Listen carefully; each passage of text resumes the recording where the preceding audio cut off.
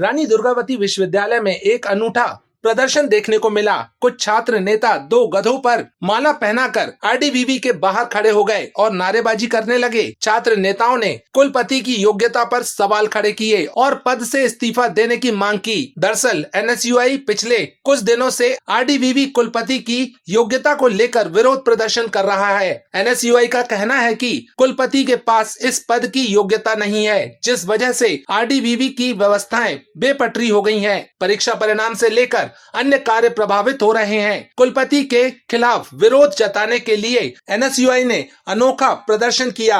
दो गधों के गले पर माला डालकर और हाथ पर च्यवनप्राश का डिब्बा लेकर कुलपति कार्यालय में घुसने का प्रयास किया, परंतु पुलिस ने एनएसयूआई के छात्रों को गेट पर ही रोक दिया। इसके बाद छात्र नेता गेट के बाहर ही खड़े होकर विरोध जताने लगे।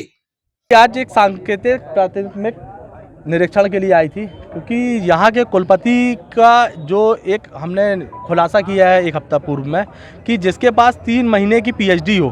पीयूजीसी का नियम कहता है कि प्रोफेसर बनने के लिए पीएचडी के बाद 10 साल का अनुभव होना चाहिए।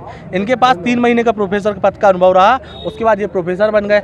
इनने कुलपति के लिए फॉर्म नहीं भरा, इंटरव्यू नहीं दिया, ये कुलपति बन के आ गए।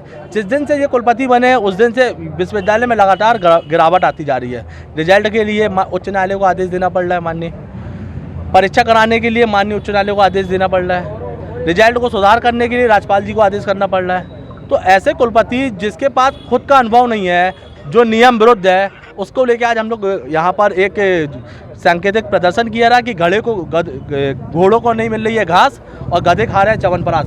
पढ़े लिखे व्यक्ति बेरोजगार कर रहे हैं, बेरोजगारी से फांसी लगा रहे हैं। जो आयोग व्यक्ति बन रहा है, भारतीय जनता पार्टी से जुड़े हुए हैं, वो कुलपति बनना है। इसी सब मांगों को लेकर हम लोगों ने सांकेतिक निरीक्षण किया रहा, परंतु पुलिस प्रशासन ने जिस तरह से बल प्रयोग कर हमको यहाँ रोका है, इससे हम लोग दबने वाले नहीं है।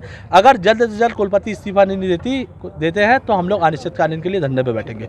अब नियुक्ति के संबंध में जैसा मैंने पूर्व में भी कहा है, कुलपति मध्य प्रदेश में कुलपति के नियोक्ता, कुलगुरु के नियोक्ता जो है माननीय कुलाधिपति महोदय होते हैं।